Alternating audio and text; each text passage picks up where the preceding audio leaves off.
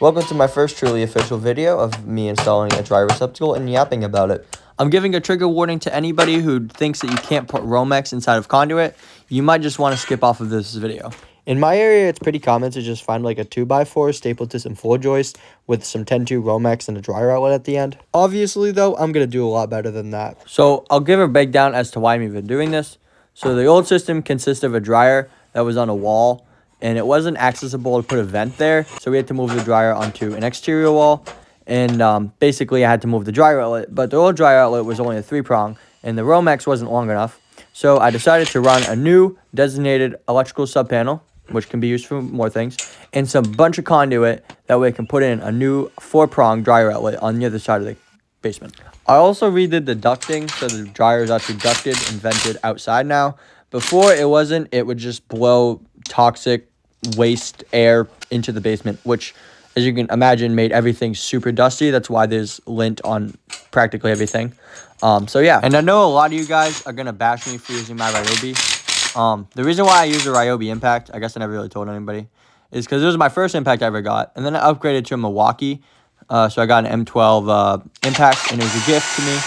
And then my crazy crackhead cousin stole it, and so then I had to go back to Ryobi, and I've just been using the Ryobi ever since because the new impact would be expensive, and I kind of like the Ryobi.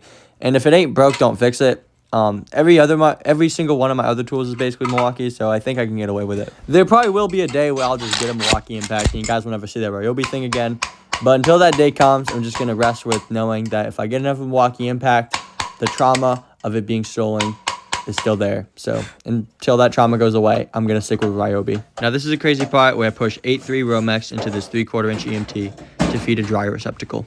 I understand that this wire is overkill because technically all I needed was number 10, but this is all really I had, so it just makes it easier to run this. Now, because this is an electrical sub-panel, you have to separate your neutrals and grounds. That way, because it's after the first means of disconnect, that way, you know, you have a safe, code-compliant electrical installation.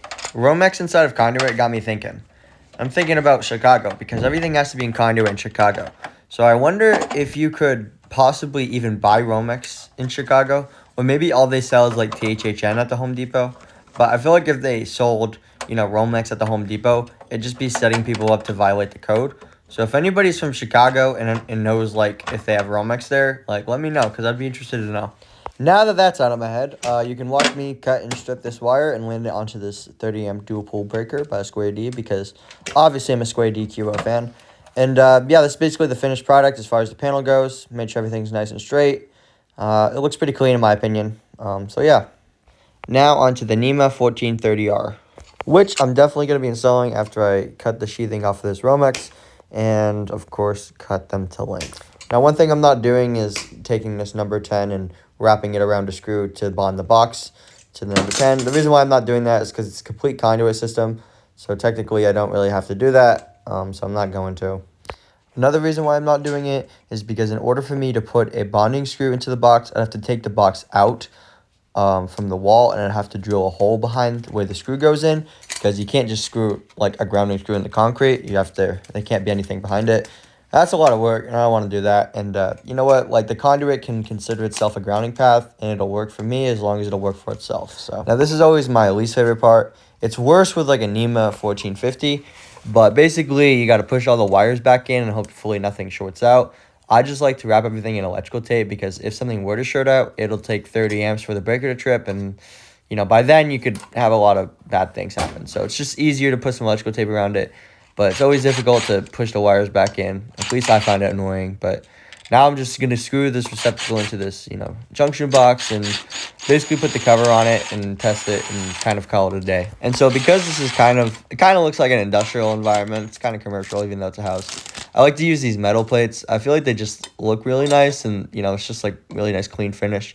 Leviton makes some good ones, so does Legrand, but as you can see, this is the finished product. Essentially, it goes back behind that oil tank, extends a little 90, does a little kick, you know, a little box off of that into the panel. All the wires are terminated. That's it. Have a good one, guys. Thanks for watching.